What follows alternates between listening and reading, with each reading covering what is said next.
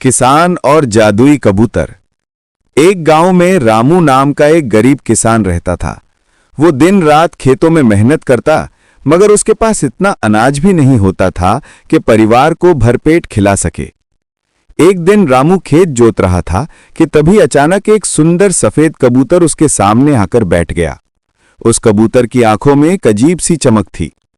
रामू ने सोचा, ये तो साधारण पक्षी नहीं लगता। कबूतर बोला, किसान भाई, घबराओ मत, मैं कोई साधारण कबूतर नहीं हूं, मैं एक जादुई कबूतर हूं। अगर तुम मेरी देखभाल करोगे तो मैं तुम्हारी हर मुश्किल दूर कर दूंगा। रामू ने हैरानी से कहा, तुम बोल कैसे रहे हो?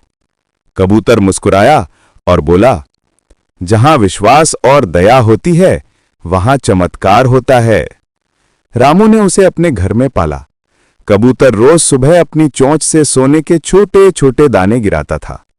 उन दानों से किसान का घर खुशहाल हो गया।